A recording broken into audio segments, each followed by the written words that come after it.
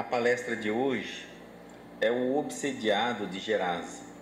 Nós vamos lê-la de diversas maneiras de encontrarmos a profundidade dos textos. Só João não falou sobre essa passagem, mas Mateus, Marcos e Lucas relatam ela. Mateus relata no capítulo 8, do versículo 28 ao 35, Marcos do capítulo 5, versículo 1 ao 20, Lucas do capítulo 8, versículo 26 ao versículo 39. Vamos acompanhar simultaneamente. Antes, nós vamos lembrar que a história, depois nós vamos ler item a item para comentar cada trecho, o significado, né? Mas aqui é o momento em que Jesus vai até uma cidade, Gerasa. Ele já tinha previsto essa ida dele, porque lá era um povo chamado pagão, porque não pertence a Israel. Não, os hebreus ali, eles seguiam vários deuses, então eles eram politeístas. E Jesus então faz uma viagem até lá para levar essa palavra, esse auxílio. Era uma cidadezinha muito pequena, Gamala, e essa cidade era terrível em termos de evolução. Eram pessoas ali extremamente materializadas. Então Jesus sente a necessidade de ir lá levar um pouquinho da luz, de esperança, de paz, de consolo, de ensinamento, e não é bem recebido. Mas ele encontra um desses homens que se encontram possessos pelos espíritos, libertam, e então nós vamos ver todo o enredo da história agora, acompanhando os versículos bíblicos. Em Mateus, no capítulo 8, no versículo 28, começa assim: E tendo chegado ao outro lado, a província dos Gadarenos, aí alguém vai falar assim, mas o obsediado não era de Gerasa? E como é que ele está indo para Gadarenos? Não seria para os Gerazenos? Pois é, aqui já começa um grande problema histórico que a gente vai tentar elucidar. Saíram-lhe ao encontro dois endemoniados, vindos dos sepulcros, tão feroz eram que ninguém podia passar por aquele caminho. Então nós estamos vendo um homem agora totalmente enfurecido, saindo do sepulcro. Olha onde ele morava, onde ele vivia, um lugar, um cemitério, um lugar ermo, afastado, né? Marcos diz assim: e chegaram ao outro lado do mar, a província do Gadarenos. Deixa eu lembrar que essa versão bíblica, ela é uma das 56. E nas mais antigas, Marcos e Lucas já falam sobre a outra cidade de Gerasa, província dos Gadarenos. E saindo ele do barco, lhe saiu logo ao seu encontro dos sepulcros um homem com um espírito imundo, o qual tinha sua morada nos sepulcros, e nem ainda com cadeias o podia alguém prender, porque, tendo sido muitas vezes presos com grilhões e cadeias, as cadeias foram por eles feitas em pedaços e os grilhões em migalhas, e ninguém o podia amansar. E andava sempre de dia, de noite, clamando pelos montes e pelos sepulcros e ferindo-se com pedra. E Lucas diz assim, você vê que Marcos é mais detalhista, né?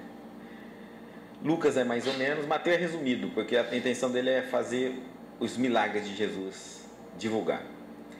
E navegaram para a terra dos Gadarenos, que está de frente da Galiléia. Aqui ele já nos dá uma posição um pouquinho mais próxima. E quando desceu para a terra, saiu-lhe ao encontro, vindo da cidade, um homem que desde muito tempo estava possesso de demônios. Observa que Lucas fala que veio da cidade e não do sepulcro. E não andavam vestido, nem habitava em qualquer casa, mas nos sepulcros. Então vamos voltar aqui à comparação dos textos e nós vamos ver que província, afinal, era este homem. De Gerasa, Gadara, Gergesa, são 3 cidades. E é incrível que cada um fala de uma maneira e cada tradução coloca o nome de uma cidade. E aí você fica pensando, meu Deus, será que esse fato ocorreu? Ou será que esse fato ele foi criado, né, para nos dar apenas uma demonstração, um exemplo? Mas tem 3 evangelistas, isso dificilmente ocorre. Quando nós pensamos no território de Gadara, eu quis colocar bem para que a gente compreendesse. Ele está na Transjordânia e a sua capital chama-se Gadara. Estava ao sudeste do lago e ao sul do Yarmouk. Entre Gadara e o Tiberíades corria um rio chamado Hieromax. Que os porcos, olha bem, por que nós desconsideraríamos historicamente a possibilidade de ser Gerasa? Porque os porcos vão descer o barranco, quando Jesus deixa os espíritos passarem para os porcos, nós vamos explicar isso, calma. E aí eles se afogam no lago e não no mar. Então, ali não tinha como isso acontecer, porque eles se afogariam antes de chegar ao lago, exatamente por causa desse rio que estava entre a cidade de Gerasa e o lago. Bom, não teria como. Então vamos retirar a cidade de Gadara, mas nós vamos encontrar muitos textos falando bíblicos de várias traduções sobre Gadara, talvez por desconhecimento de quem vai traduzir mesmo, e aí coloca uma cidade, parece um nome um com o outro e põe ali o nome que ele quer. Orígenes, que foi um dos grandes copistas, hemeneutas, ele resolveu estudar a tradição da época, o território, e corrigiu isso. Falou, não vamos mais poder colocar a cidade de Gadara aqui, nós vamos colocar agora Gergesa. E por que ele fez isso? Porque, segundo ele, ela ficava na Cisjordânia. Aí é que está o grande problema. E a Cisjordânia é a margem ocidental. E quando você lê a Bíblia de forma bem tranquila, você vai ver que ele está se referindo à margem oriental. Então, Orígenes, quem somos nós aqui para combater um dos maiores copistas do Evangelho? Mas também cometeu um erro. Ao mudar o nome de Gadara, talvez ele tivesse chegado a essa conclusão, não podia ser em Gadara, vou colocar aqui pela tradição da época, em Gergesa. Mas ele esqueceu que o Evangelho citava uma outra margem. Tudo bem, então nós ficamos com a cidade de Gerasa, a terceira opção.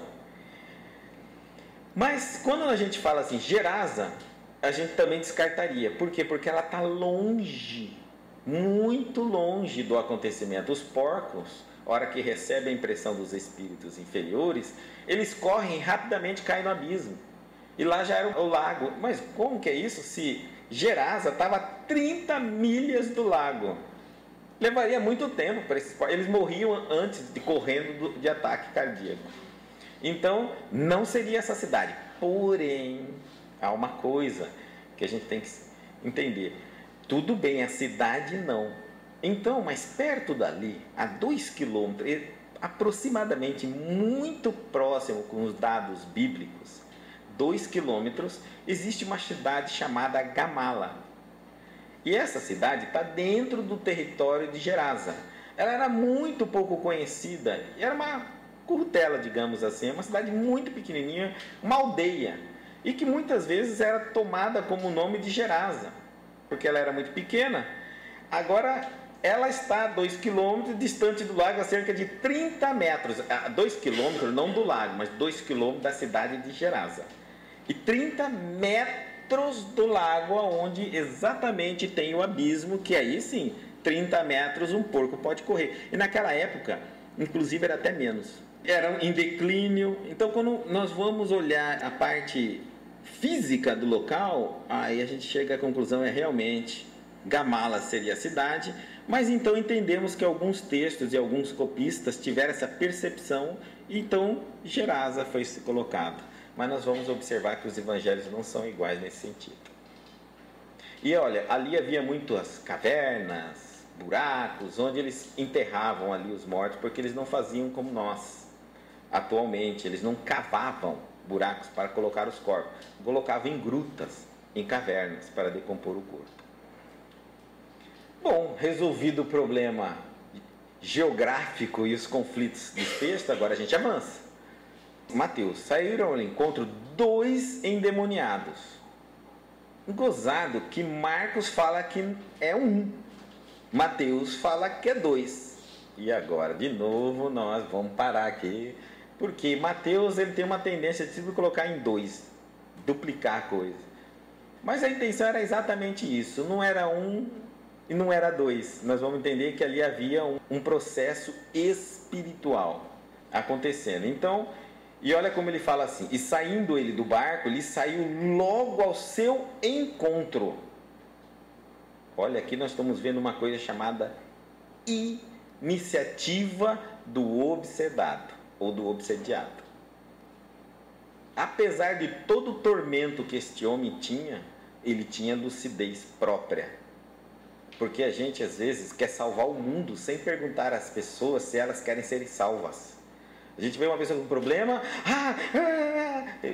escuta, você falou com a pessoa. Não, não falei, é que ela me contaram, me contou, que alguém me falou.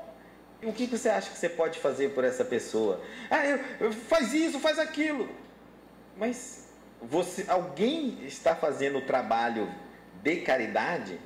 Porque torcer para o bem dos outros, orar pelos outros, é tranquilo, é bom. Mas o melhor que a gente pode estar enquanto estamos a caminho com ele, segundo o Evangelho, é auxiliar a pessoa pessoalmente, esclarecendo ela da problemática que ela se encontra. Eu vou dizer sempre assim que se você tem um filho, um pai, uma mãe, um parente, ele está doente, com uma terrível dor de cabeça. O que você faz? Você liga para o vizinho e fala: toma um remédio, hein? Toma dipirona porque meu parente está com dor de cabeça. E toma pensando nele. Adianta? Não. Aí você fala: não, então os outros não adianta eu pedir. Eu vou fazer o mesmo. Você vai na cozinha quietinho e toma um remédio de dipirona e volta para dentro e pergunta para o seu parente: e aí, passou a dor de cabeça? Ele vai falar: não. E aí, como é que você vai fazer agora? Bom, o que a caridade nos manda é irmos até a pessoa quando ela diz: estou com dor de cabeça. Bom, toma dipirona, por exemplo, né? É um remédio para dor de cabeça. Toma um analgésico. E a pessoa diz assim: não quero, ou daqui a pouco. Adianta você ir lá e tomar no lugar dele? Também não. Então, qual é a caridade nossa? Qual é a caridade que os benfeitores fazem para nós? Qual é a caridade que Deus faz quando nós estamos passando por uma dificuldade? Deus faz o que temos que fazer por nós. Os nossos benfeitores dizem assim: fica quietinho aí, não tem problema, tudo o que você tem que fazer, todos os seus deveres e obrigações eu faço. Nossos benfeitores fazem isso para nós? Nossos anjos guardiões? Não. Qual é o trabalho que eles nos ensinam a fazer? Convencer-nos da dificuldade que estamos, do problema que possuímos e qual as possíveis soluções. Rezam muito para que nós então tomemos uma iniciativa para solucionarmos os nossos problemas. É isso que eles fazem. Bom, se nós formos pensar que se Deus age assim, o Cristo age assim, os benfeitores agem assim, por que nós não estamos agindo assim? Se nós fôssemos copiar algo de alguém, copiaríamos de quem faz correto. E é assim que eles nos mostram como é que eles fazem. Então, o que é que eu tenho que fazer? Meu filho está com dor de cabeça, tem que precisar tomar um remédio, é perigoso, vamos no médico, não quero, vai, 1, 2, 3, aí é que está a caridade. A paciência, a mansetude, porque você vai explicar 1 milhão de vezes, você vai falar 1 milhão de vezes, não é isso? E ele diz assim: se ele está impossibilitado de tomar o remédio, de levantar e buscar o remédio, qual é a sua caridade? Ir pegar o remédio, levar até a pessoa e convencê-lo a tomar. Mas não adianta você tomar. Nem adianta você chegar na frente dele, na cama, e virar e engolir o remédio e falar: agora vai sarar, porque eu tomei na sua frente. Não, também não. Então você vai continuar fazendo esse trabalho com a pessoa. Olha, eu estou com remédio aqui, toma, não quero, toma, é importante, aquele carinho, aquela paciência, até que a pessoa pega e toma o medicamento e passa a dor de cabeça. Esse trabalho é um trabalhão, isso é a caridade, tá certo? Mas aí a pessoa pode ir até o local tomar. Então você vai lá, convence a pessoa, brinca com ela, motiva ela, levanta ela da cama, acompanha ela até a cozinha, abre a gaveta, mostra o remédio e ela toma o remédio.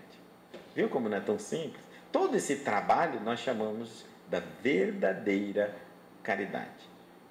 O que normalmente nós fazemos é eximir a pessoa que tem a dor do motivo da dor e o que ela tem que fazer para sair do problema.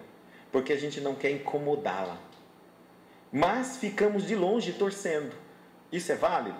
É válido também. Porque é um trabalho à distância. É válido.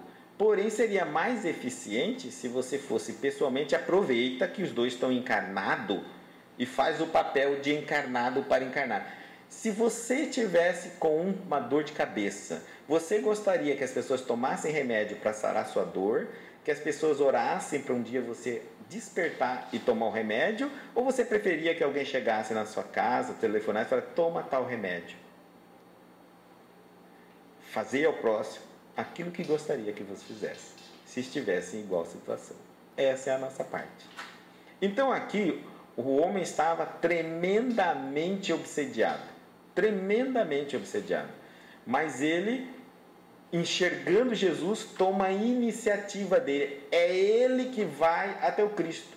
Ora, se ele não quisesse, ele ficava onde ele estava, fugia para outro lugar, ignorava a presença de Jesus. Por que ele, obsediado do jeito que está, tem a iniciativa de ir?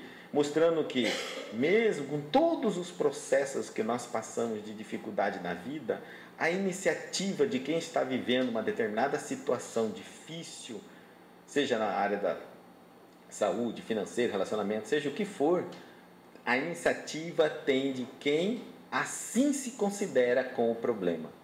Lembre-se, problema é uma questão de ponto de vista. O que é problema para um não é para o outro. Então não somos nós que vamos chegar a dizer às pessoas quais são os problemas delas, sem antes elas mesmas assumirem o problema. Porque ela vai dizer, não, meu problema não é esse. Meu problema é tal. Eu falo, mas isso aí que você está me falando não é problema. O seu problema é isso, isso e isso. Ué, mas aí não vamos ficar discutindo. Porque problema é uma questão de ponto de vista. O que é para mim uma experiência muito fácil para relevar e passar, para você pode ser muito difícil. O que para você é muito fácil, para mim é difícil. Então nenhum de nós estamos habilitados a identificar problema na vida das pessoas. Não estamos. Somos nós que identificamos em nossa vida as nossas necessidades e os nossos problemas e então vamos em busca das soluções. Olha, quando procuravam Jesus, Senhor, Senhor, Senhor, ele fala, o que queres que eu faça? Puxa, se chegar na frente do Cristo, ele nem adivinha o que você quer, nem adivinha o que você quer. Era cego o homem, chegou na frente de Jesus e Jesus perguntou, o que você quer que eu faça? Jesus, olhando um cego, pergunta para ele, o que você quer que eu faça? Porque às vezes o cego fala assim, não, eu queria que o senhor tirasse minha perna que está manca, que está doendo. Porque se fosse nós, já ia curar o cego. Dá a vista para ele e fala, mas quem mandou você fazer isso? Eu não tenho problema nenhum com a minha vista. Eu tenho problema com a minha perna. Você fala, não, sua perna é fácil, ainda está andando, é visto que você não enxerga. Não, vai ficar brigando. Brigando por milagre. Então, o Cristo mostra para nós que cada um sabe aonde o seu calo aperta, onde dói, onde é o problema. Não somos nós que dizemos os problemas, são as pessoas que citam e se encontram numa determinada situação e nós auxiliamos as pessoas. Está aqui Jesus, ele não chega até o homem, ou manda chamar o homem, ou manda os apóstolos, vai lá, pega aquele homem lá que nós vamos tirar o espírito obsessor dele. Porque talvez o homem não queria que isso fizesse com ele, estava bem com os espíritos dele. Existem tantas coisas na vida, gente, que às vezes nós olhamos e dizemos, fulano está sofrendo, não está não. É você que acha que ele está sofrendo. Ele está bem. Não pensa que nós somos capazes de julgar todos os problemas e os níveis de problema das pessoas. Porque o problema vai depender do estado de consciência de cada um, na relação que tem com a vida. Então ele toma uma iniciativa, ele vai até o Cristo. Jesus chega e ele vai. É o encontro dos sepulcros, um homem com espírito imundo. Aqui a palavra imundo é inferior, não evoluído. O que é um espírito não evoluído? Um espírito que está parado no sentimento de mágoa, de culpa, de raiva, de vingança. Não necessariamente espíritos extremamente atrasados, mas todos os espíritos que, de uma forma, não estão agindo como os ensinamentos do Cristo, seriam os imundos. Aí você vai falar, mas Guto, então todos nós? É sem dúvida. A partir do momento que você não consegue seguir o Cristo, você é um espírito imundo. Imundo de vícios, defeitos, má tendência, maus pensamentos, maus sentimentos, má atitude. Agora nós vamos ver que nível é essa profundidade de imundícia aqui. Ele diz assim, o qual tinha sua morada nos sepulcros. Vamos acompanhar Lucas agora. E quando desceu para a terra, saiu-lhe ao encontro, vindo da cidade, um homem que desde muito tempo estava possesso de demônios. Agora, Lucas falou que era demônio. Marcos fala que é espírito imundo. E Mateus fala que era endemoniados. Então nós vamos perceber que nenhum dos três colocou a palavra diabo. E nenhum dos três colocou a palavra Satanás. Os três ou colocaram espírito imundo ou demônio. Porque nós temos a aplicação perfeita no Evangelho de cada palavra. Então eu não posso usar onde é diabo, Satanás, se é Satanás é diabo, demônio no lugar de Satanás. Aqui no caso é demônio mesmo. E não pode ser Satanás nem diabo, porque diabo é um mau pensamento, Satanás é a ação do mal. Então seria o próprio homem. Como é demônio, na realidade, demônio vem da palavra daimon, que significa gênio. Eu queria ser o daimon da matemática, da física, que depois de um tempo para cá passou a ter conotação de algo ruim, gênio do mal. A palavra mal foi colocada depois, porque daimon era gênio só, e tinha gênio do bem e gênio do mal. Então, nesse caso aqui, o homem estava endemoniado, ou seja, ele estava com espíritos mal. Demônios aqui na Bíblia tem esse significado de espíritos, além do dono do corpo. São espíritos, esses são os demônios. Diabo, mau pensamento. Satanás, a ação do mau pensamento. E aí ele estava possesso de demônios e não andava vestido. Antes, porém, nós vamos olhar aqui que era 2 endemoniados com um espírito imundo, estava possessos de demônios. Aqui demonstra claramente que esse homem estava obsediado. Ou em outras religiões, possesso. Outra coisa também é que ele vivia em sepulcros, cemitérios, lugares ermos, afastados.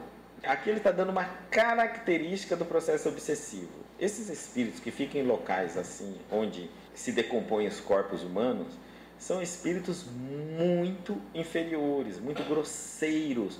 São nossos irmãos, são filhos de Deus. E não somos nós. Que se Deus não me perguntou, antes de criá-lo, o que ele iria ser, quem sou eu para julgá-lo depois que se torna? Acima de mim, acima de nós, existe um Deus. E se Deus o ama, eu também tenho que amá-lo, porque ele é meu irmão. Não importa se ele é bom ou se ele é ruim. O que importa é que ele é filho de um único pai. E se ele é filho de um pai, ele é meu irmão. Às vezes na nossa família, um das nossas famílias se transvia e vira um bandido. E por isso deixa de ser seu irmão? Não. Sua mãe às vezes não acolhe ele, acolhe. A mãe dele vai acolhê-lo, vai visitá-lo na penitenciária. Deixa de ser filho? Não. Deixa de ser irmão? Não. Faz ainda parte da família. E assim também todos nós. Se por acaso houvesse o diabo, é nosso irmão também. E teríamos que amá-lo tanto como amamos os anjos. Porque não somos nós, senhores da verdade, para julgar ou criticar a ação dos espíritos ou de outros. Cada um tem o seu grau de evolução e cada um está fazendo o melhor que pode dentro daquilo que é capaz. Se uns fazem bem feito, parabéns. Se outros fazem mal feito, compreensão, compaixão e tolerância e perdão. E aí então eles estavam no sepulcro. Então aqui mostra esses espíritos que vivem da vitalidade. Eles são vampiros, né? Vampirizam essa energia vital. Aqueles momentos antes do corpo se decompor, eles ficam ali vampirizando. São espíritos extremamente materializados, muito próximos da nossa costa terrestre. Então são espíritos que vivem da materialidade desses locais.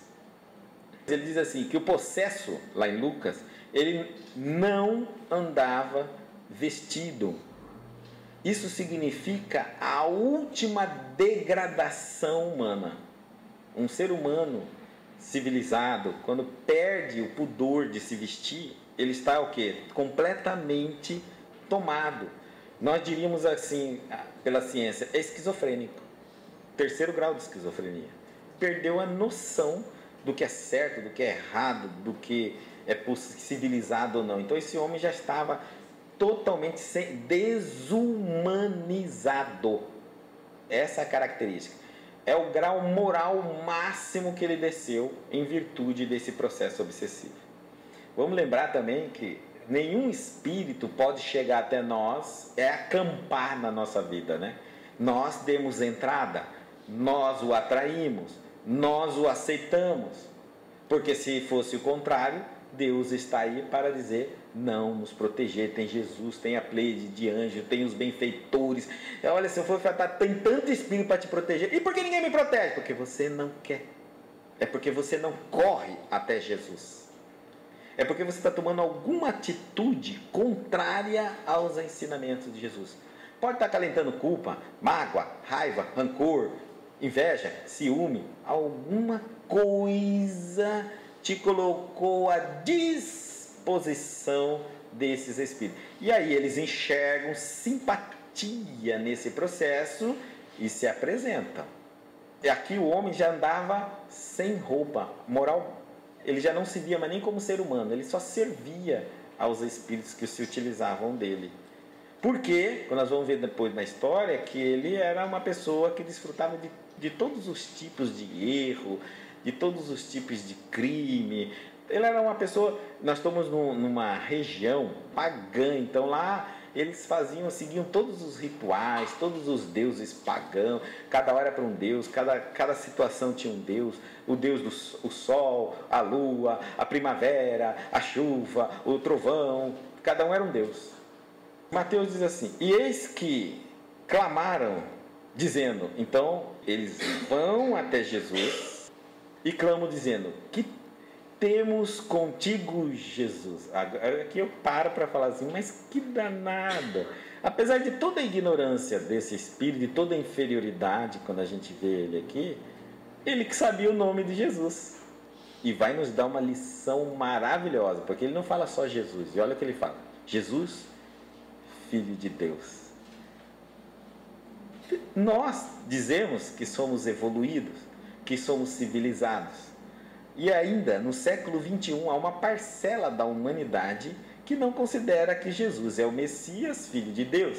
E aquele homem, há 20 séculos atrás, estava ali dizendo para nós que até ele, do mundo inferior, que vivia vampirizando as pessoas, reconheceu Jesus como Filho de Deus. Que interessante uma coisa dessa. Às vezes a gente pensa que os espíritos inferiores não têm nada para ensinar a gente. Talvez eles têm muito mais a ensinar. Às vezes com exemplo, às vezes com conhecimento. Eles que poderiam dizer, quem é você? Não conheço, não sei quem é, não acredito. Né? E até hoje nós, com todo o nosso avanço, com todo o nosso cristianismo, com todo o nosso estudo, ainda duvidamos dos ensinamentos de Jesus. Olha que coisa interessante. Parece que aquele espírito, por mais inferior que seja, há algo nele que ainda seja superior a nós. E ele olha para Jesus, Jesus não se identifica, e diz Jesus. E diz assim, Filho de Deus. Olha só, que temos nós contigo? Por que veio até nós? O que nós estamos fazendo? O que você quer? Qual é a sua... Nós é ele e o obsediado. O dono do corpo tem o ímpeto de correr até Jesus para pedir misericórdia, para ajudá-lo. Mas ao chegar a Jesus, já está possuído novamente, já está dominado pela entidade. Agora a entidade é que está falando para Jesus, aqui temos nós contigo, Jesus, filho de Deus. Por que você vai agora se meter entre o meu problema e o dele?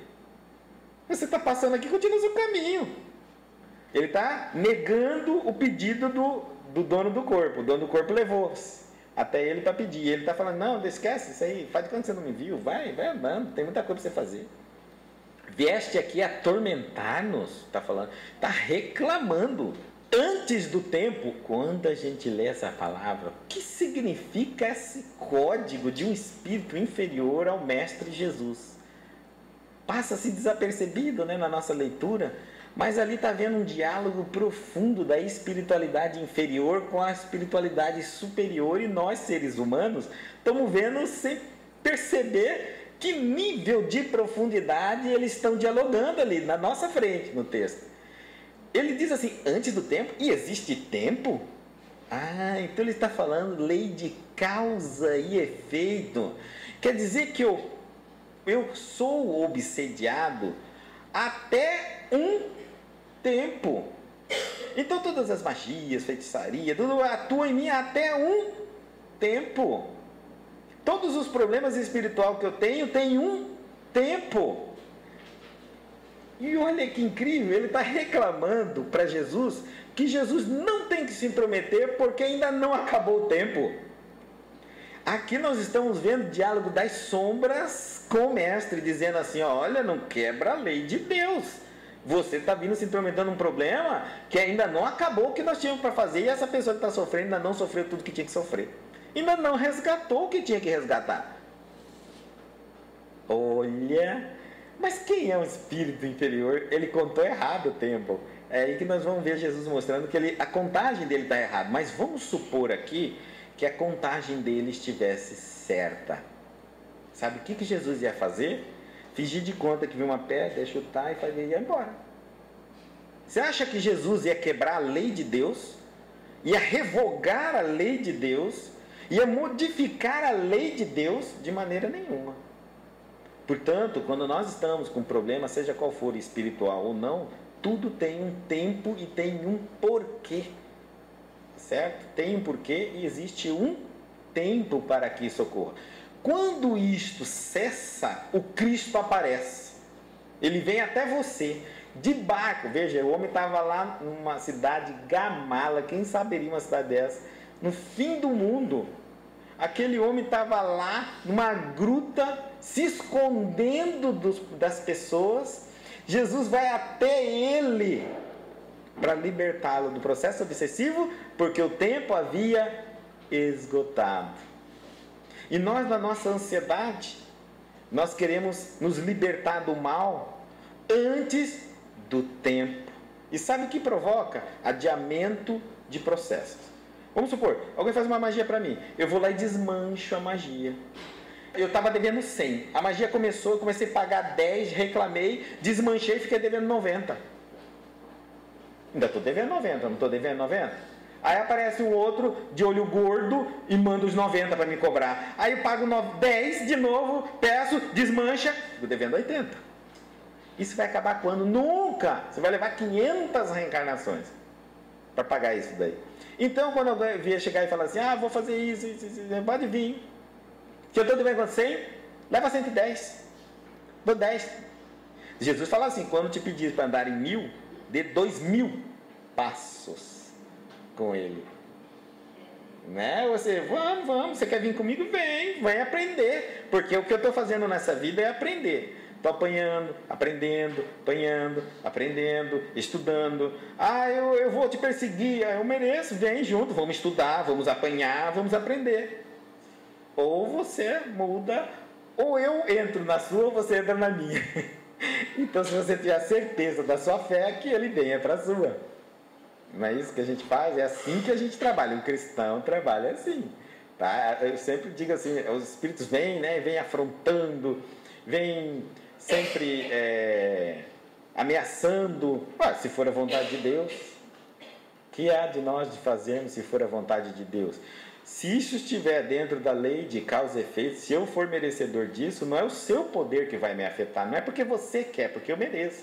Porque se eu não merecesse, nem você, nem superior a você, nem seja quem for, faria o que você gostaria de fazer comigo. Então, isso é certeza de fé. Eu coloquei uma setinha ali porque ele está falando, da onde eu posso deduzir que a lei de causa e efeito, esse tempo que ele está falando? Porque Lucas justifica isso, porque tinha ordenado ao espírito imundo que saísse daquele homem, pois já havia muito tempo que o arrebatava. Então ele já havia acertado as contas dele com a própria consciência, libertando-se da culpa, desfazendo da necessidade de outros espíritos lhe cobrarem aquilo que ele não devia mais para ninguém. Tá certo? Em Lucas ainda, e guardavam-no preso com grilhões e cadeias, mas quebrando as prisões, o homem era forte, bravo. Normalmente esses irmãozinhos mais densos, eles são realmente agressivos, grossos, estúpidos, né? E utilizam de muito fluido vital. Geralmente eles dominam muito a parte de efeito físico, né? Esses efeitos físicos que a gente vê, movimentação de objeto, bater, porta, são feitos por entidades muito inferiores. Superiores não se utilizam disso, eles se utilizam de meios intelectuais para nos advertir, conversar conosco. Já os espíritos inferiores, eles querem nos amedrontar. E é essa a ideia mesmo, medo. Daqui tem até uma piada, né, dos espíritos, porque diz que aparece um espírito num local, tem bastante pessoas, né, acho que eram shows, ela diz assim, eu sou o demônio, e aí sai todo mundo correndo, ele grita, vou levar sua alma, e todo mundo naquela gritaria, e aí tem um ou dois que fica parado no lugar, e fala, não, o que está acontecendo ali? Volta pertinho dele e fala, eu sou o demônio, eu vou levar sua alma, e ele fala assim, eu sou espírito, diabo não existe, não vem com essa não, ele fala, puxa, não dá nem para brincar com os espíritos. É isso aí mesmo, é o conhecimento que nos liberta. É o conhecimento que nos tira do medo, daquilo que nós ouvimos as pessoas a dizerem. Existe demônio, existe o diabo. Se você faz alguma coisa errada, Deus castiga. Se você faz alguma coisa certa, o diabo te persegue, então não tem jeito. São duas potências e você está no meio dela, você é um pobre mortal. Ora levando pancada do diabo, ora pancada de Deus. Agradar os dois não dá. Então, se nós nos libertarmos da ideia do diabo, já conseguimos aliviar bastante do medo. Porque aí, errar, gente, é a nossa natureza, faz parte. Aprender com os erros, corrigir, crescer e evoluir, para nos libertarmos dos erros e vivermos nos acertos. E com isso desenvolvermos as virtudes, que é o que nos aproxima de Deus. O processo é simples, racional, não tem nada medido a nível de fé, nada é místico, nada sem explicação.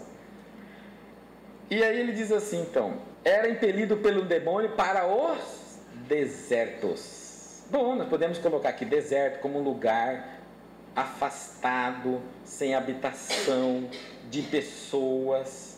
E os espíritos fazem isso, levam você para o lugar, um obsessor leva você para o lugar afastado, deserto da tua alma. Você normalmente se afasta das pessoas para não ouvir um conselho, para não ouvir um conhecimento, porque qualquer um desses dois pode despertar em você a situação que você se encontra e você pode sair dela. Então, qualquer obsessor, mínimo que seja, quando ele vai dominar você, a primeira coisa é ele te afastar da família, da religião, de tudo que ele puder. Quando você perceber que você está isolado, você já está obsediado. É quando você acha que todo mundo é teu inimigo, todo mundo está contra você, todo mundo... Isso aí é pura obsessão. Pense bem sobre isso. Se vocês querem um diagnóstico de obsessão, é quando você sentir que está sendo perseguido, que todo mundo está indo contra você, que todo mundo quer teu mal, que ninguém fala algo bom. Isso é processo obsessivo. Mas também pode ser, Jesus não foi impelido pelo demônio, pelo diabo no deserto? Está aí, ó. Aqui nós vamos ver o demônio agora impelindo o homem para o deserto. Nós lembra que a explicação que nós demos no deserto, da tentação de Cristo, que era, onde é o deserto para o espírito? A terra. Nós somos espíritos. Quando viemos na terra, reencarnamos e olhamos, isso aqui é um deserto de espírito, que a gente não vê espírito, só os videntes que vê os espíritos. Então a gente olha e fala assim, não tem espírito nenhum aqui. Aqui é um deserto de espírito.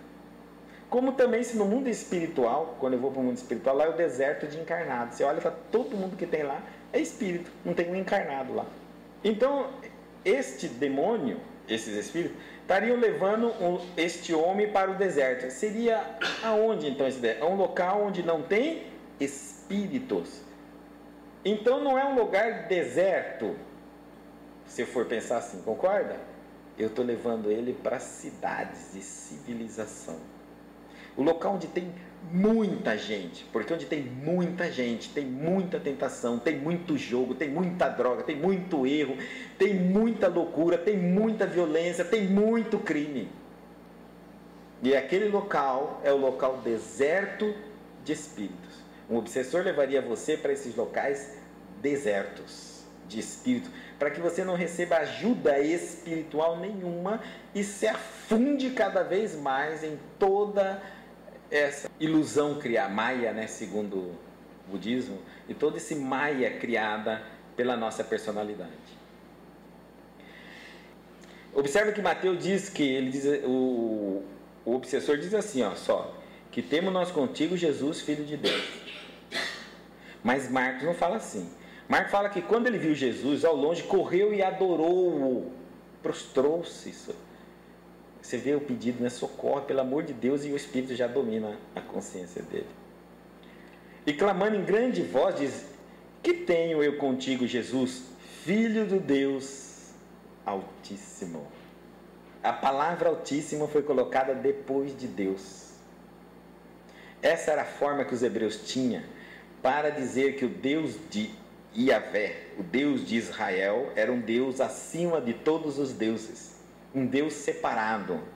Então nós utilizamos até hoje, fala Deus Altíssimo, mas é a forma hebraica de dizer assim, olha, o nosso Deus não é igual um dos, porque eles eram politeístas, aquele povo.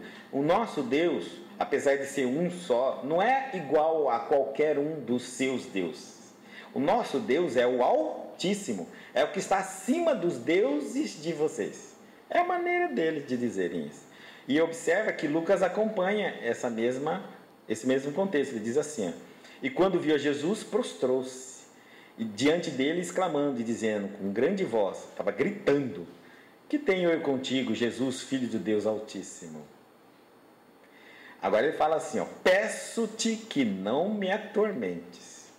E Marcos diz assim, conjuro-te por Deus, olha um espírito mal falar, olha, por Deus não me perturba. É a mesma coisa falar com um cético, falar assim, ai, graças a Deus. Ué. Um espírito inferior falar assim, por Deus não me perturbe. E eu fico pensando, que inferioridade é essa, né?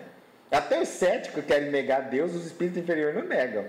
A gente sempre pensa assim, né? Se o espírito se diz mal, ele é mal contra o quê? O bem. Então ele é o que mais acredita no bem. Porque senão ele seria louco lutar contra algo que ele não acredita. Então vamos supor que existisse o diabo. Vamos supor que existisse Satanás. Se Satanás e diabo existe e luta contra Deus, ele é o que mais acredita em Deus, mais do que qualquer um de nós. Qualquer um de nós. Porque senão ele é louco, ele está brigando com uma coisa que ele nem sabe se existe. Aí ele é louco, não é nem diabo nem Satanás, é louco. Tá certo? Então, quando nós vemos o mal, ele sabe o que faz. Não é só por ignorância, a maldade por vontade. Aqueles que estudam o bem para fazer o contrário, para a humanidade não crescer, para dominar na ignorância as pessoas, levando elas na ilusão dos sentidos, do dupletério. Conjunto, então, não me atormentes. E agora uma coisa muito interessante, que Marcos diz assim, porque ele dizia, sai deste homem, espírito imundo. Aqui é uma coisa assim, a pergunta que todo mundo faz para mim, por que Jesus não doutrinou? O Espiritismo tem reunião mediúnica, vocês incorporam os espíritos, conversam com os espíritos, esclarecem eles deixam de ser inferiores e aceitam a verdade cristã, porque o mal é apenas um estado de ignorância, mas a partir do momento que você explica o bem, ele tem o direito de decidir, e alguns decidem tentar fazer o bem, seguir o bem, e às vezes dão certo, outros não. Então a doutrinação é isso: dar ao espírito ignorante pelo menos o direito de decidir para o bem. Agora, se ele vai seguir o bem, cabe cada um o seu próprio caminho.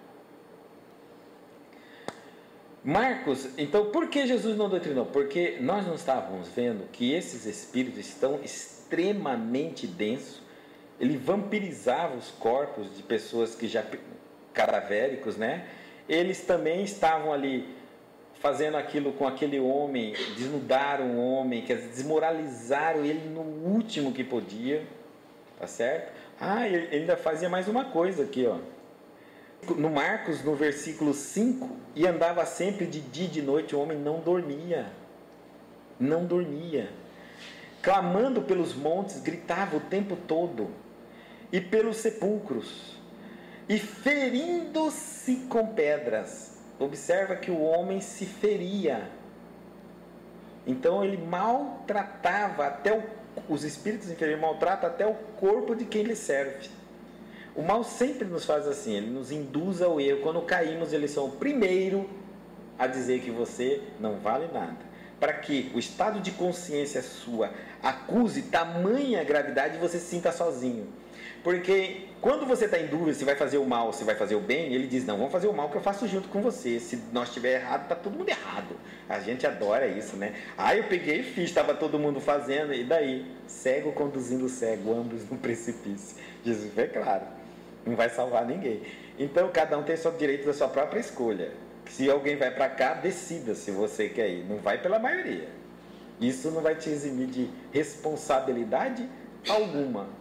Né? Então ele fala: não, mas vamos comigo, vamos, não, vai estar todo mundo. Aí você vai, a hora que você erra, eles são o primeiro a dizer: aí, ó, você não vale nada, e Deus não vai querer mais você. Agora não tem mais jeito, agora continua errando, porque agora não tem mais salvação ao seu erro. Agora foi o final. Então eles são o primeiro agora a pesar na sua consciência. Você se sente sozinho e abandonado no meio do erro. Cadê os amigos que levaram você a cometer o erro? Sumiram também. Foram até na metade do caminho, o resto você fez sozinho. E é isso mesmo. Então eles estão ali ferindo aquele homem incompetente. Então, espíritos muito densos, muito terríveis mesmo. E daí, Jesus ia doutrinar um espírito assim? Não tem como, gente. Existem espíritos que não tem como você dialogar no processo de evangelização. Esses espíritos precisam de tempos.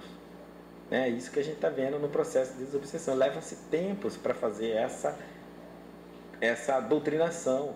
Eles precisam ainda se equilibrar, evoluir um pouquinho mais de experiência na vida para conseguir sentir até a necessidade de ser diferente. Eles ainda se comprazem da inferioridade dele, dos vícios dele. Você não vai ajudar ninguém que adora fazer errado. Tenta ajudar alguém que, por exemplo, de uma maneira ou de outra faz maldade, mas adora fazer maldade. E quando você começar a tentar auxiliá-lo, ele debocha de você. Ele não é que ele não sabe que existe o bem, é que ele optou pelo mal, é o direito dele. Todos nós temos o livre-arbítrio. Uns gostam do mal, outros gostam do bem, eles gostam do mal. Então Jesus fala: não adianta. Em Marcos, no capítulo 9, versículo 29, quando Jesus esteve aqui há 2000 anos atrás, tinha muitos espíritos dessa envergadura, desse grau aqui no planeta. E olha o que ele fala.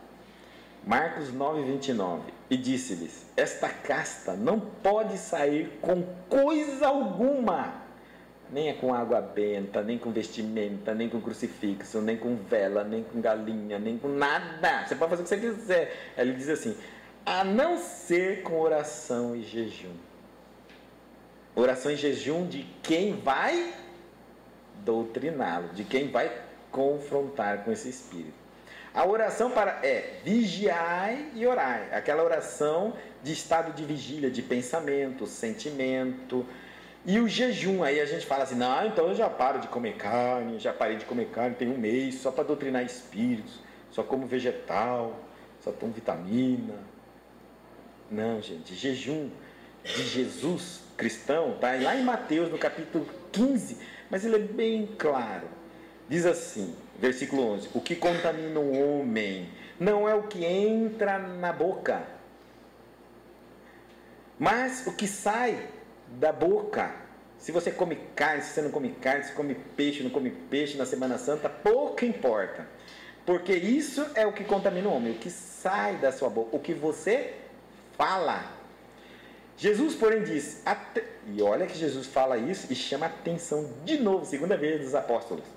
Jesus, porém, disse assim: até vós estás ainda sem entender?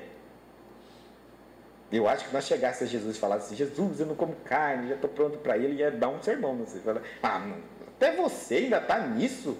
Aí ele vai dizer assim: ainda não compreendeis que tudo que entra pela boca desce para o ventre e é lançado fora?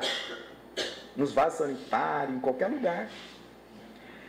Mas o que sai da boca procede do coração, e é isso que contamina o homem. E mais no versículo 19 ele vai dizer o que sai do coração: mau pensamento, adultério, blá, blá, blá, vai falando um monte de coisa que está no nosso coração. Porque não adianta nada você ter a alimentação mais pura, os exercícios físicos mais saudáveis, seu corpo ser esteticamente perfeito, e a alma, você vai ser, e a alma ruim, você vai ser um sepulcro caiado, pintado de caio, branquinho por fora e podre por dentro. Então ele diz assim: não adianta. Daí nós temos que nos preparar em termos de autoridade. Quando Jesus fala oração e jejum, ele está dizendo autoridade. E a gente acha que pode fazer tudo o que quer na vida e vir dar sermão nos espíritos. Isso é impossível. Você está entendendo? Como é que eles vão te ouvir se você que está dizendo que acredita nisso, nesse tal de Jesus Cristo, nem você segue ele? Aí você vem e fala para mim assim: sai em nome de Jesus. Aí eu sou um espírito mau, vou falar para você: ah, Jesus eu conheço, e você, quem é? Agora você não vive aí fazendo tudo que você quer da sua vida e vem aqui em nome de Jesus ter autoridade sobre mim? Você é até pior do que eu. Tem hora que eu assisto você fazendo umas coisas que até eu arrepio. Você já viu que tem coisas que o diabo vê a gente fazer, até ele fecha o olho e fala: não, isso eu não quero ver. E ainda aquela pessoa vira assim: em nome de Jesus.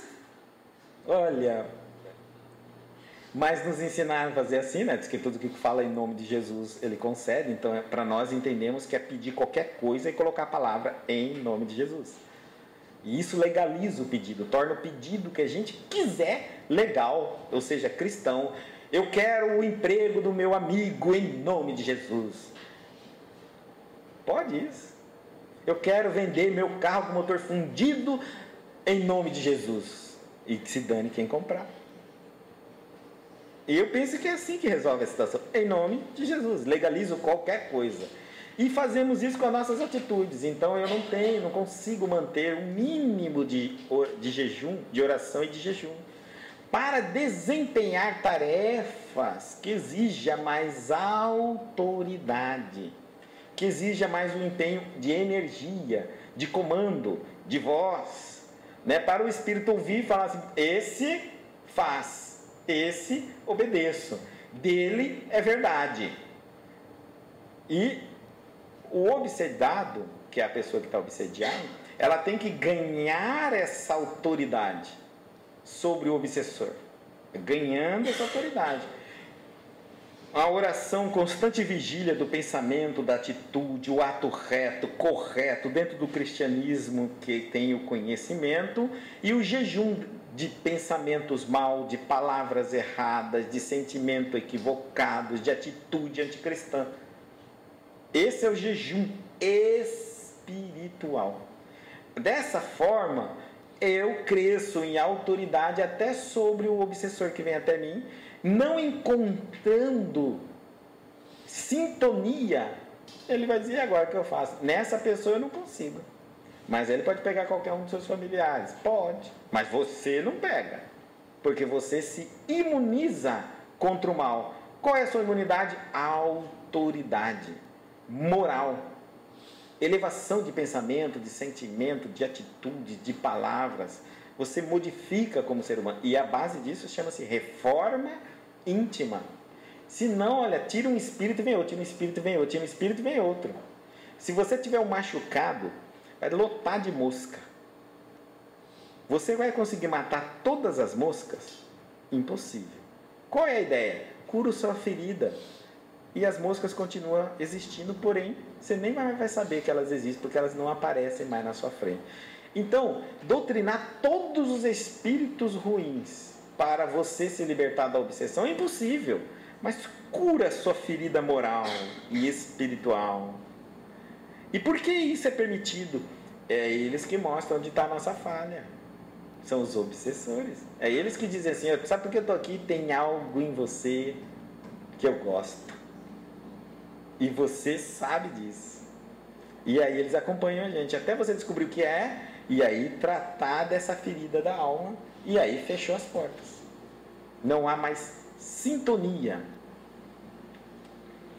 Daí, e Marcos diz assim, e perguntou-lhe, Jesus vai e pergunta-lhe, qual é o teu nome? Dizendo, Legião, o meu nome, porque somos muitos. Lucas diz assim, e perguntou-lhe, Jesus dizendo, qual é o teu nome? E ele disse, Legião, porque tinha entrado nele muitos demônios. Olha, essa resposta rendeu milhares de livros. Milhares. E os escritores viajaram. Legião é 6.000 espíritos, porque Roma, a legião romana era 6.000 soldados. Eles entraram no corpo de 2.000 porcos. Foi uma das maiores legiões da terra. E aí foram, olha, eu já vi de tudo que você imaginar em torno disso daí. Reinaldo diz assim, é que o mal, Guto, o mal é assim mesmo, ele é impressionável. O que é o mal? Orgulho, vaidade e o egoísmo, né? Só o orgulho e vaidade, você acha que um só vai dizer, sou só eu? Isso é humildade. Somos muito. Não é isso? Somos muito. Você não fala assim, ó, olha, foi na minha casa um batalhão de pessoas. João, Antônio e Maria. Ué, 3 pessoas? Mas foi um batalhão. Nós somos assim, exagerados. Né? E os espíritos mal é humilde, é sensato, é coerente.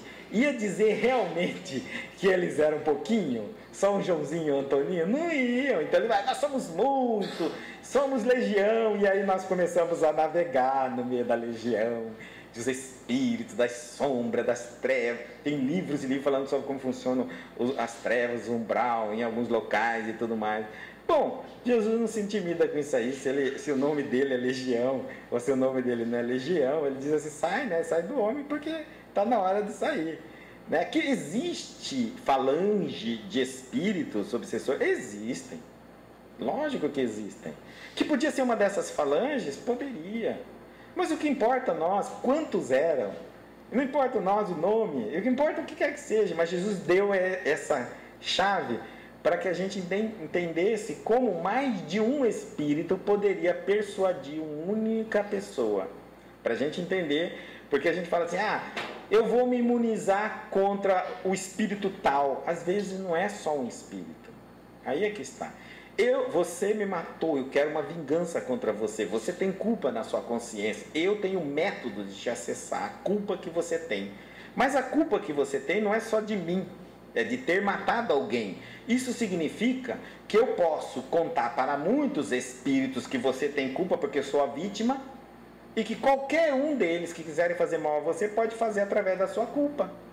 Enquanto você não se libertar da culpa com o auto-perdão e com a reparação do erro, qualquer espírito mal que queira se vingar naquele nível de culpa pode. E então podemos ser uma legião. Quando eu erro com alguém, eu não erro com você. Porque você pode me perdoar, ser uma alma boa e seguir seu caminho, mas eu erro com o equilíbrio do universo. Eu estou devendo, eu desequilibrei as leis, tenho que restaurá-la. É isso que funciona. Então eu não devo pessoas, eu devo situações. Quando eu falo com alguém, mas fulano, eu ia reparar, com o Beltrano ele morreu, repara com qualquer outra pessoa que esteja à sua volta. Por isso que as provas não param de acontecer. Para te testar, para colocar você exatamente em prática, em possibilidade de praticar aquilo que você acredita que errou. Por isso que as situações difíceis têm que acontecer na sua vida, e bem-aventuradas são as situações difíceis. Nós temos que parar de temer o mal. E isso aqui vai mostrar isso para nós, olha só. Em Marcos ele diz assim: e rogava-lhe muito que não os enviasse para fora daquela província. Eles estão falando assim: Jesus, faz o que você quiser, mas não manda eu para fora dessa cidade aqui não. Que cidadezinha você há de pensar nisso? Porque se eles escolheram aquela cidade, é que aquela cidade lhe comprasse. É que aquela cidade lhe dava tudo o que eles queriam. Quando você chega no obsessor, ele também diz assim: você pode fazer o que você quiser, mas tirar eu dele não tira. Porque como que ele vai para onde? Ele vai falar assim: essa pessoazinha, essa pecinha que você está tentando ajudar, ela tem tudo que eu quero. Vai mandar eu para fora daqui? Eu vou para onde? Não, aqui é meu companheiro, seu comparsa. E ele estava falando que aquela cidade, aquela comunidade inteira tinha o que eles precisavam. Eu fico pensando, vixe, que inferioridade. Porque a gente vê um espírito desse, dizendo que aquela cidade é dele. Você imagine o povo daquela cidade. O povinho daquela cidade. E Lucas diz assim: e rogava-lhe para que não mandasse para o abismo. Modificou a província naquela região, naquela localidade, mas também não para o abismo. Não existe. Nós acreditávamos antigamente que a terra não tinha fim. E que realmente haveria um buraco na terra onde você joga um objeto e ele nunca mais deixa de cair. Mas nós sabemos, através de satélite, que a terra é redonda. A menos que esse buraco atravesse a terra inteira, até o centro da terra, até do outro lado, acabou a terra. E daí em diante ele está no espaço do outro lado da bola, do planeta. Bom, então e abismo tem fim. Bom, então nunca, essa conotação de abismo nunca teve esse sentido. Mas existe um local que pode não haver fim. E seja um abismo. Um mundo espiritual das sombras. Porque onde é o fim de um mundo espiritual? E por que abismo? Porque é escuro, sem luz, sem conhecimento, na ignorância. Então, locais onde chamaríamos de verdadeiros infernos, entre aspas, porque não existe diabo, não vai existir inferno. Mas um local infernal, um local de espíritos muito densos, muito materializados, espíritos muito mal, muito ignorantes, ali é um abismo. Então ele está falando: olha, Jesus, não me manda de fora desse povinho aqui, e aí, ou não me manda para o abismo, entendeu? Porque eu vou ficar lá, e lá não tem o que eu preciso, que são a vitalidade dos corpos. Nós somos vampiros de energia vital, e lá só tem morto. Eu vou como me alimentar? Como eu vou sobreviver se eu for para o abismo do mundo espiritual? Então ele está pedindo, já está tentando negociar com Jesus. Já viu que não ia dar certo afrontá-lo, agora tentou primeiro intimidar no prazo, na lei de causa e efeito. Olha, aqui é um diálogo profundo das trevas, está ensinando a gente coisas. Primeiro tentei negociar pela lei de causa e efeito. Falei que você chegou antes do prazo, o que você tinha a ver conosco? Né? Você mostrou que chegou na hora certa, o homem já está atormentado há muito tempo. Agora eu estou dizendo assim: então tudo bem, já que eu vou ter que sair, vamos negociar para onde eu vou. Agora não me manda para o abismo e não me manda para fora dessa província, porque aqui tem o que eu preciso. Se eu saio dele, eu pego o outro, porque aqui as pecinhas são tudo igual. Mateus diz assim: andava pastando distante deles uma manada de muitos porcos. Marcos diz que andava ali pastando no monte uma grande manada de porcos. E andava ali pastando, Lucas, no monte uma vara de muitos porcos. É bom que a gente entenda que os porcos, até hoje, naquela região, não é permitido comer, e muito menos criar. Porque é uma carne, para eles, considerada suja, imunda. Mas nós estamos dentro do processo ali, histórico. Aquilo era bem pior na tradição. Se um judeu criasse porco, ele era condenado, expulso da cidade, não podia. Bom, mas aqui diz que havia muitos porcos. Então, mesmo numa terra pagã, numa comunidade, ele ia vender para quem se ele cria tantos porcos? Mas vamos ouvir a opinião do nosso mestre Kardec. E aí Kardec bate com essa fase. Nós abrimos em Gênesis, no capítulo 15, os milagres do Evangelho. O subtítulo, possessos, item de número 34. O fato de serem alguns maus espíritos mandados meter-se em corpo de porcos é o que pode haver de menos provável. Eles vão pedir para ir para os porcos e Jesus vai aceitar. Mas vamos entender, ele está falando que isso não é o menos provável.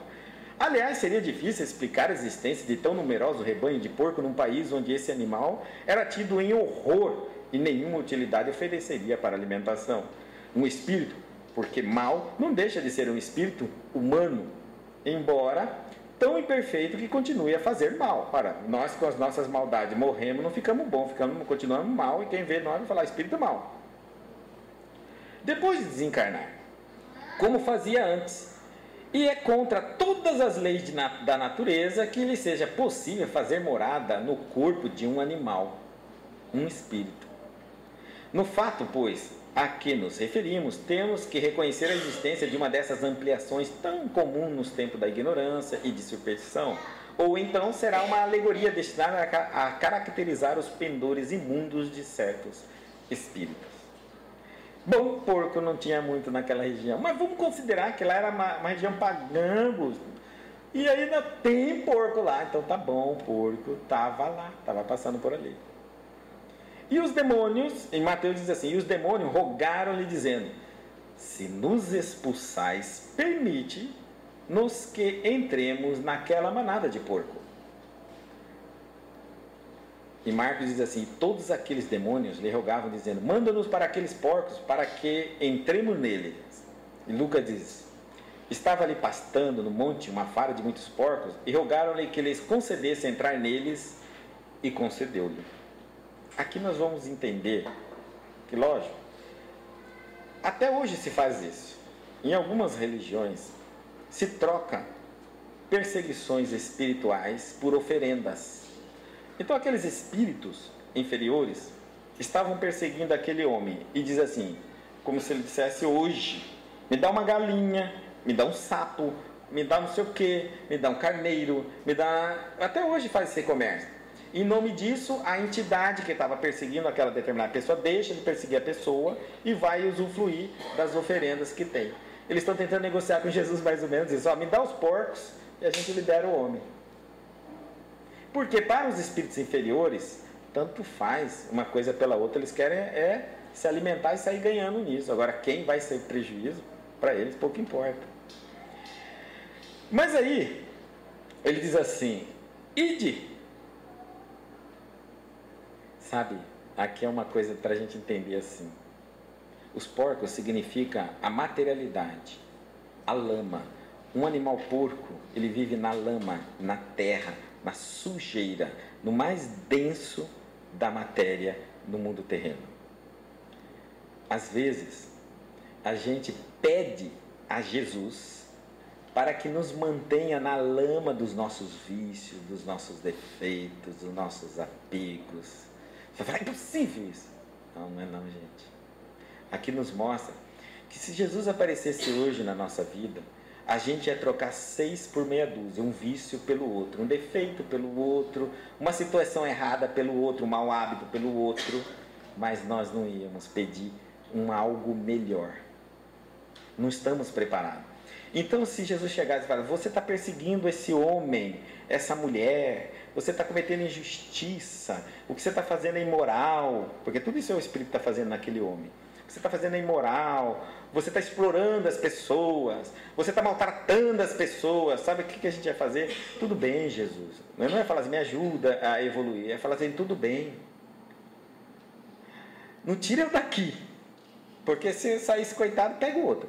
Mas se eu não puder ficar aqui, o que eu vou fazer? Me dá, sei lá, eu não vou mais perseguir tanto essas pessoas, assim, eu vou cometer outros delitos. E eu peço a Jesus para ter o direito, porque eu tenho livre arbítrio. Eu estou negociando com a minha própria consciência. E o que Jesus vai fazer? Não pode. Você não pode fazer coisa errada. Ora, se eu não posso fazer coisa errada, você está me impedindo de ter o direito de escolher fazer errado? Isso é impossível. Então eu quero ir para os porcos. E quando a gente faz essa escolha, a gente vai, às vezes, para uma direção. A gente está indo numa direção ruim. Mas a hora que a gente encontra Jesus, a gente faz uma escolha pior ainda. E sabe por quê? A gente vai encontrar a explicação disso. Difícil a gente fazer essa melhora. A gente, às vezes, se sobrecarrega de conhecimento e teoria e erra com causa. Isso é pior do que errar com a ignorância. É pior do que errar com a ignorância.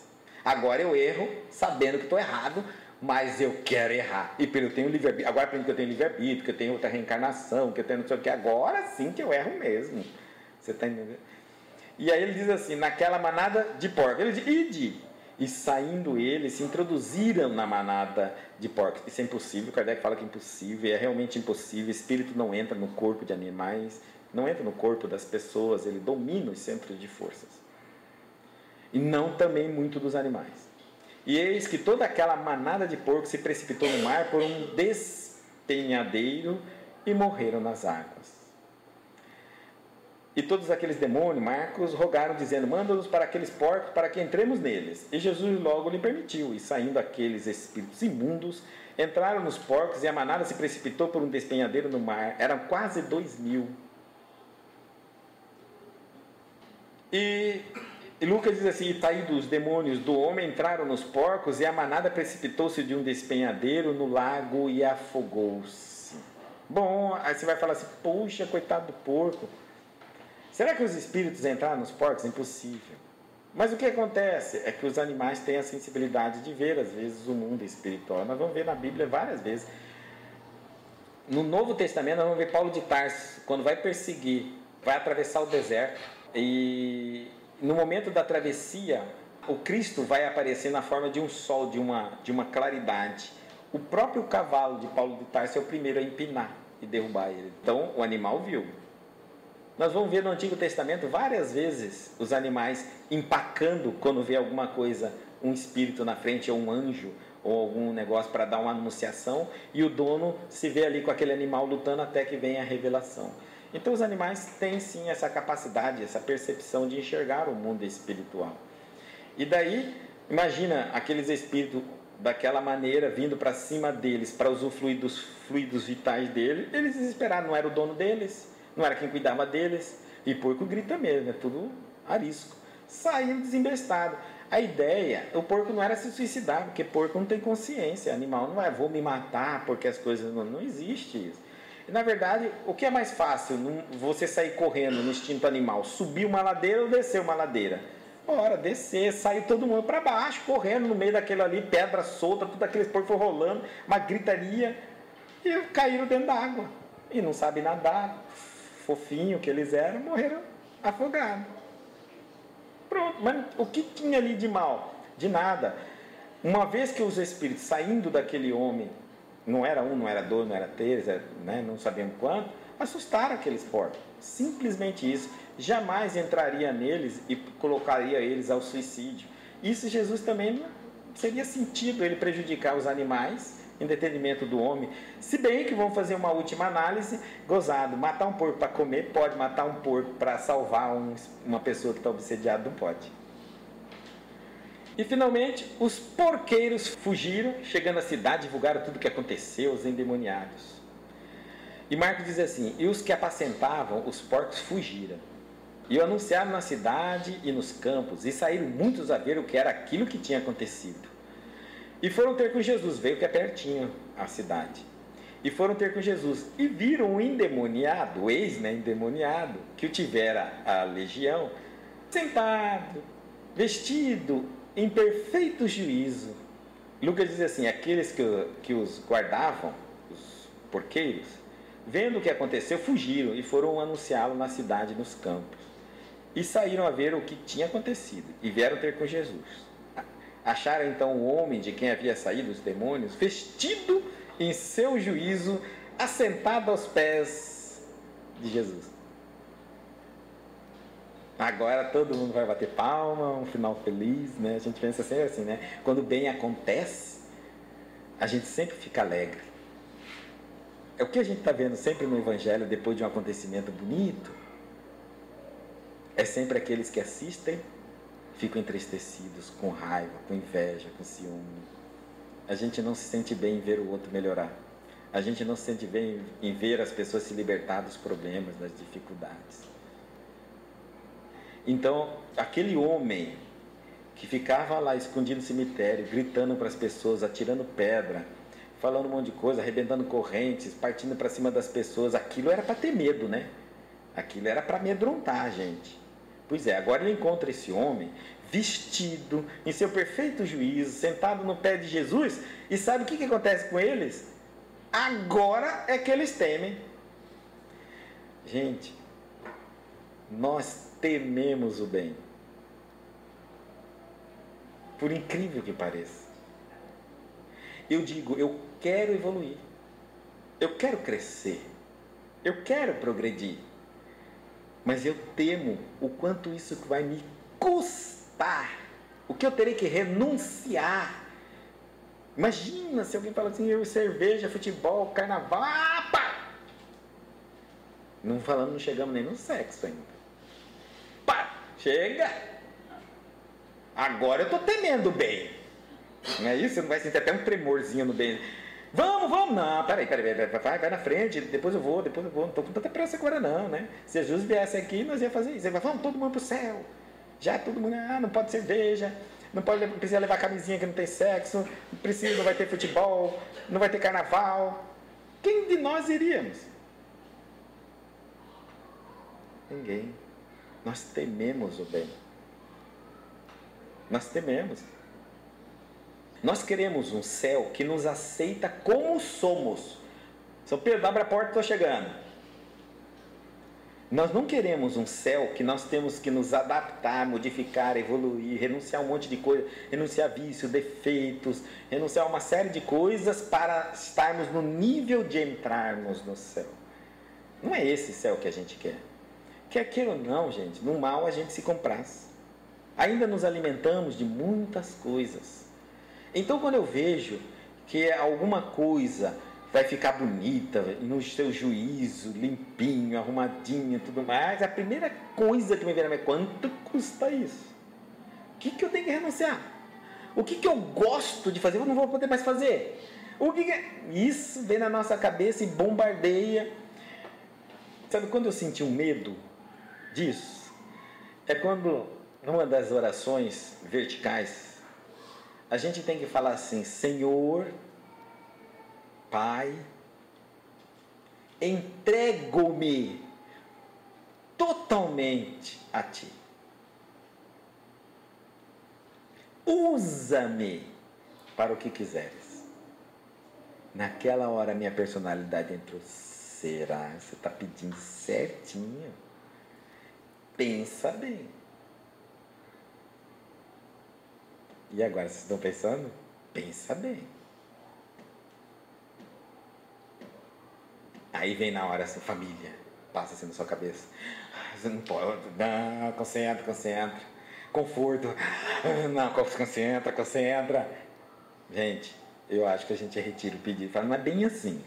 Eu me coloco no tempo, que nas horas que eu não estiver fazendo o que eu quero, à sua disposição. Faça de mim o que você queira, que eu não precise renunciar a nada. Vamos negociar aí, porque essa entrega ainda é difícil, né, gente?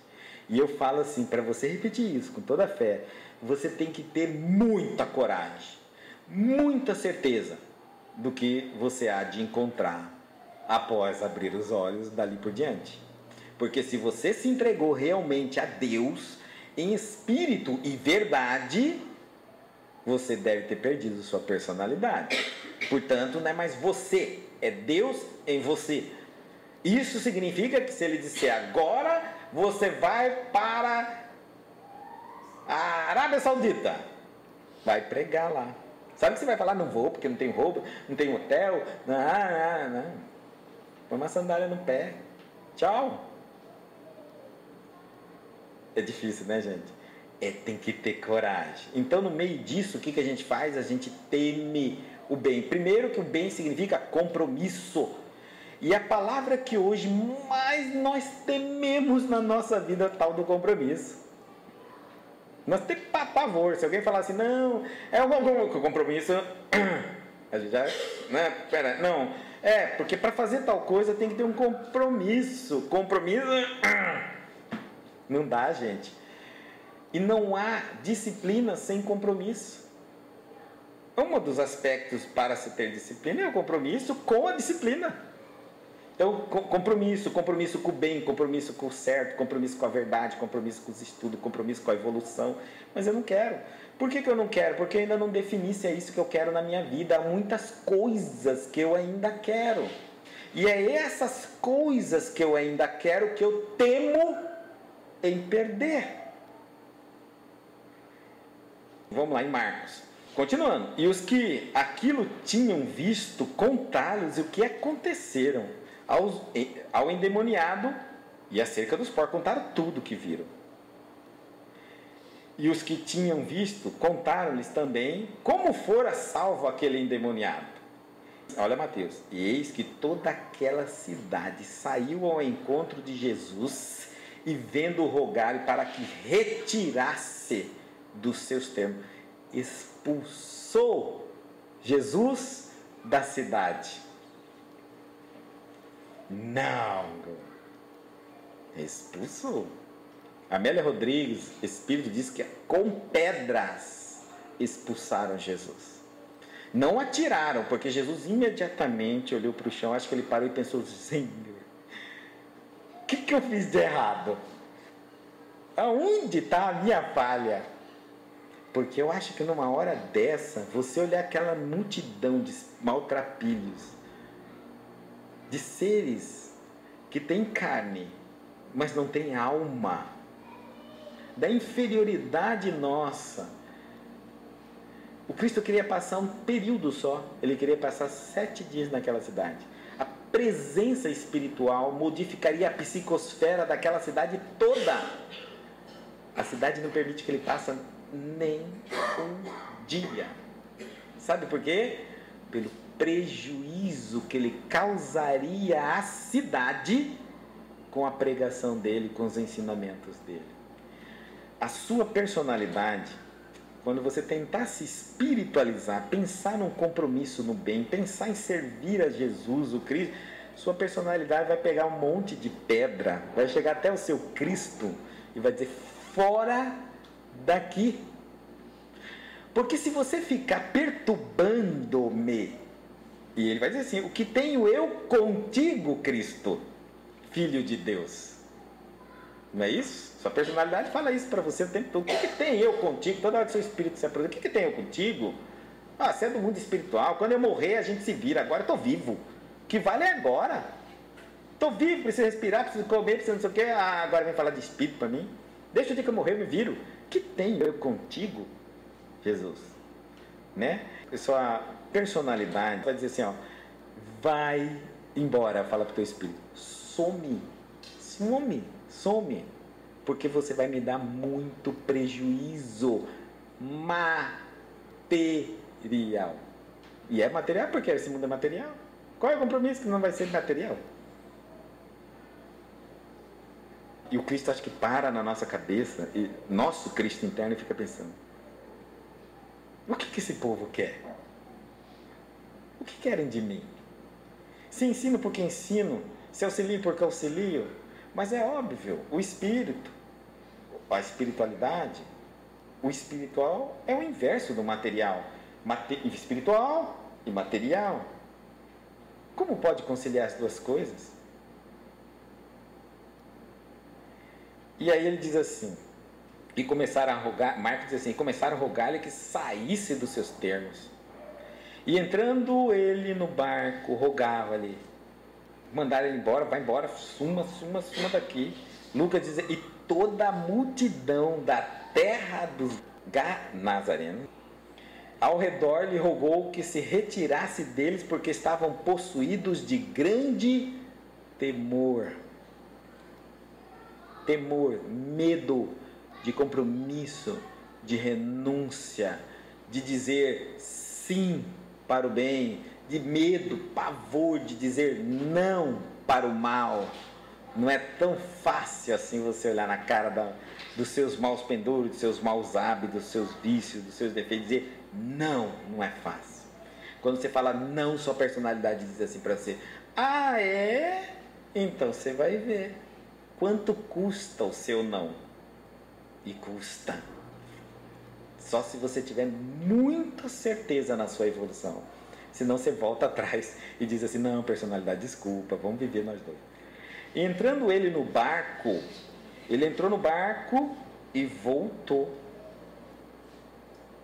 Voltou calado. Eu acho que foi um dos momentos mais tristes do Cristo. Mais triste. Bom, ninguém lhe deu uma pedrada, porque normalmente as personalidades expulsam os avatares do planeta decapitando, degolando, crucificando, queimando, não é? Normalmente nós fazemos isso. Se chegar um ser evoluído aqui, taca fogo nele, crucifica ele, decapita ele, enforca o homem, mas tira ele da nossa frente, porque esse homem vem falar do reino dos céus neste planeta. É impossível. Olha só quantas pessoas vão se ver livres. A minha empresa vai falir. Por que vai querer trabalhar para mim procurando esse tal do reino do céu? O progresso da terra vai acabar e aí vai ver, nós vamos mexer com poderes gigantescos. Jesus não passa uma semana na terra se ele viesse hoje no planeta. Ele seria trucidado a laser. A laser.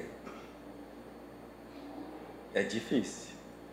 E para expulsar o mal de dentro de nós, na nossa pátria, por isso que o Espírito, olha só, o Espírito implorando para não deixar ele embora daquela cidade. E o povo expulsando Jesus da cidade. O povo não tinha medo dos obsessores e dos vampiros, mas o povo tinha medo do que estava vestido, pacífico, no seu perfeito juízo, do bem. O povo teve medo desse. O temor, o medo é a base de toda a nossa maior dificuldade.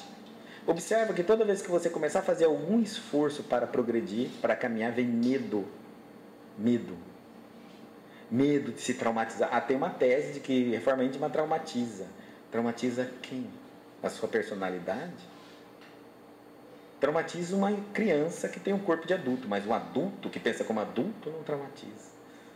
É vitória, é autossuperação, mas não é simples. E entrando ele no barco, rogava-lhe que fora o que for endemoniado que o deixasse estar com ele. O homem que foi curado, vendo a multidão fazer aquilo com Jesus, se apiedou do Cristo, o maior avatar sobre o planeta, um arcanjo sobre o planeta. Olhado pelos olhos dos homens, sentimos pena, dó de um ser extremamente evoluído pela nossa animalidade, pela nossa rejeição. E aquele homem de quem havia saído os demônios rogou-lhe que o deixasse estar com ele. Agora há uma outra mensagem do Cristo. E Jesus, porém, não lhe permitiu. Olha, Lucas, mas Jesus o despediu dizendo, agora vamos comparar os dois textos.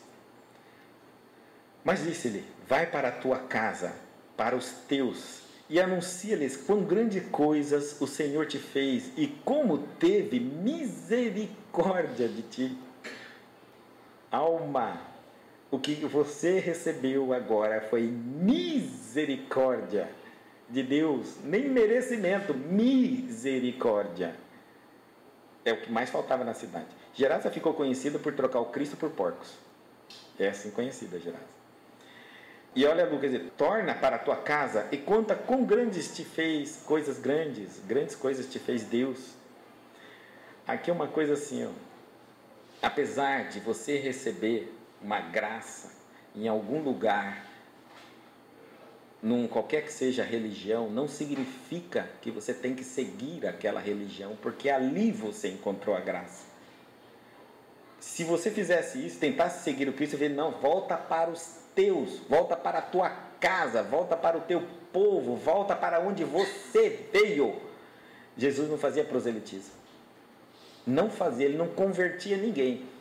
Se hoje, a gente sempre fala, se um evangélico vem e faz um tratamento no centro espírita, eles perguntam, eu vou ter que virar espírito? Não, volta para a sua igreja evangélica e seja o maior evangélico que já conheceu, que você recebeu a graça. Se você é um católico e vem fazer um tratamento espírita, volta para o catolicismo e seja o maior católico que você pode ser. Você não tem que se converter. Você não pode se apegar porque ali você recebeu uma graça. Você tem que ver se a sua cabeça, se você tem a evolução suficiente para suportar o conhecimento e a verdade como ela transita naquele local. Jesus sabia que aquele homem, a natureza não dá salto. Ele estava obsediado por aqueles espíritos. Ele é um ser muito simples e muito ignorante.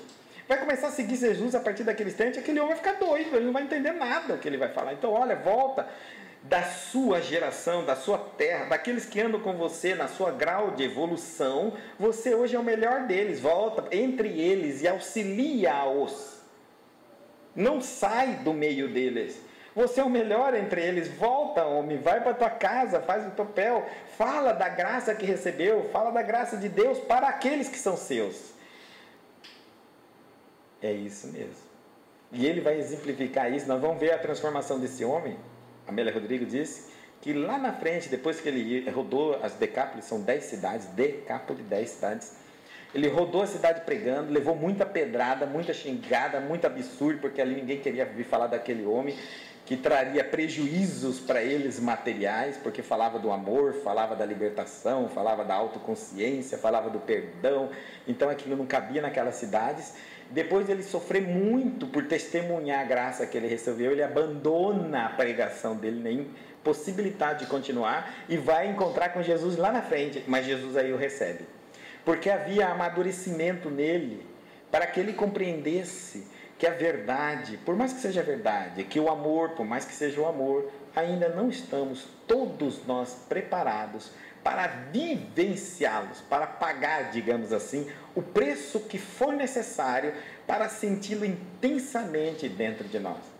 Ainda há um comércio de negociação da nossa personalidade, dizendo assim, olha, não me mande muito para fora daqui, me dá aquele porco, me dá aquele carro, me dá aquela casa, aquele apartamento, aquela mulher, aquele homem, aquela família, me dá aquela religião, me dá aqui alguma coisa que a gente quer. E Jesus diz assim, ide personalidade, ide.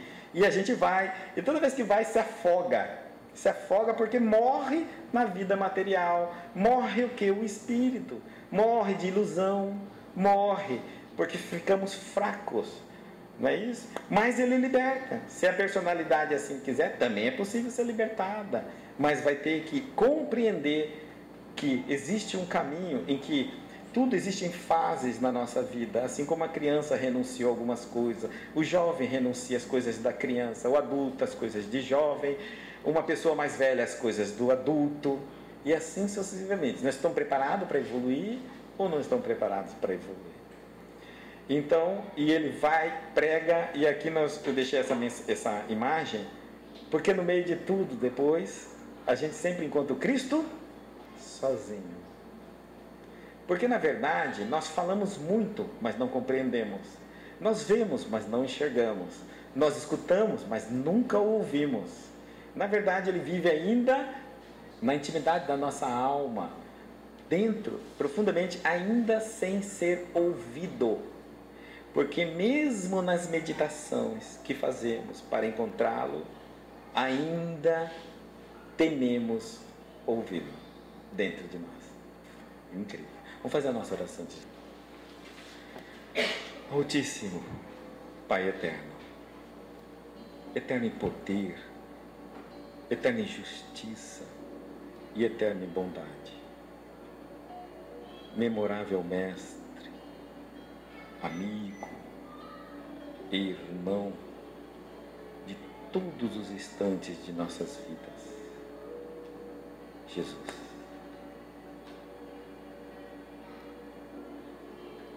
Senhor, diante de tantas palavras que nos remetem às profundas reflexões sobre o nosso estágio de evolução, sobre até que pontos estamos realmente preparados para segui-lo, sobre qual a nossa real disposição para desfazermos de tudo aquilo que nos impede a te sentir, a te encontrar, a te ouvir, a te ver. Milênios de anos se passaram. A nossa alma grita insanamente pela tua presença. Os padrões do mundo, as ilusões deste mundo, que se modernizaram, mas estão nos acompanhando desde os instantes que nos percebemos conscientes, não nos abastecem. Por diversas reencarnações, mergulhamos na carne e temos novos palcos de existências, de vidas, novos relacionamentos. Mas ainda o vazio ainda nos persegue. Muitas vezes somos levados a pensar: por que nascemos? Por que estamos aqui? O que temos que fazer? E para onde vamos depois daqui?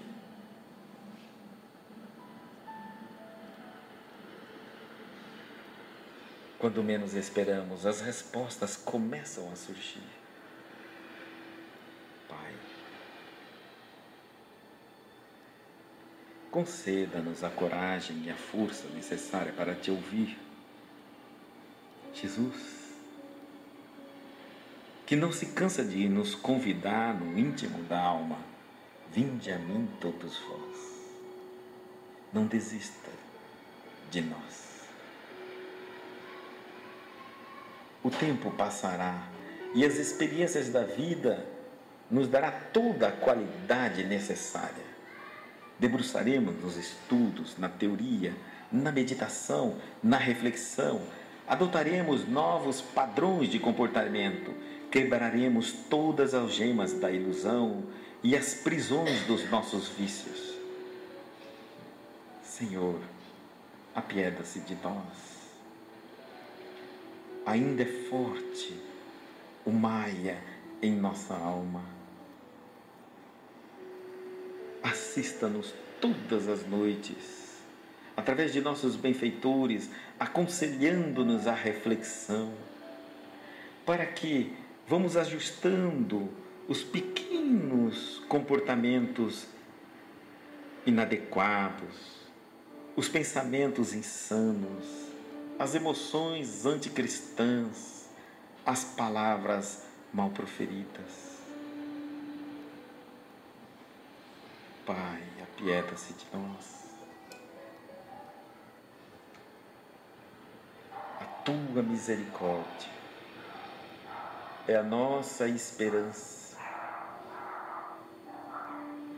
Sabes de toda a nossa necessidade e sabe de todas as nossas dificuldades. Fortaleça-nos para que todos os dias consigamos despertar num novo projeto de vida, numa nova força de vontade, num novo real. Vamos crescer. E aqui nós não pediremos pelas vítimas. Não vamos pedir por aqueles que cometem o crime, a violência, a guerra, a iniquidade, a injustiça. Mas vamos pedir por todos, pelas mães desses delinquentes, pelos benfeitores de todas as religiões, daqueles que ainda caem nas valas, nas lamas do mundo material. Pedimos por todos os guias espirituais, pelos anjos guardiões. Que Deus os abençoe.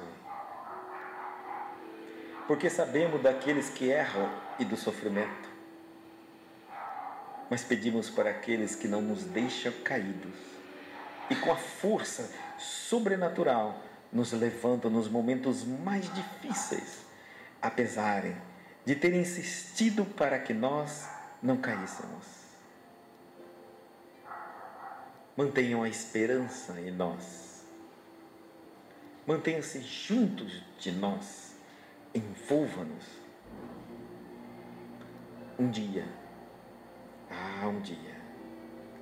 Um dia subiremos no cimo de uma montanha e de lá olharemos os oceanos, a terra, os poderes, os desejos, as ilusões. Estaremos de braços abertos diante da real grandeza desse sol que nos ilumina, como se nada houvesse entre nós e essa força, essa estrela magna. E nos entregaríamos totalmente em espírito, porque para onde nós pudermos olhar, estará feita a imagem e semelhança de Deus, a imagem e semelhança de cada um de nós. Obrigado pelo ontem, muito obrigado pelo amanhã, mas principalmente obrigado pelo hoje. Fiquemos todos com a paz de Cristo, alicerçada no amor e no conhecimento.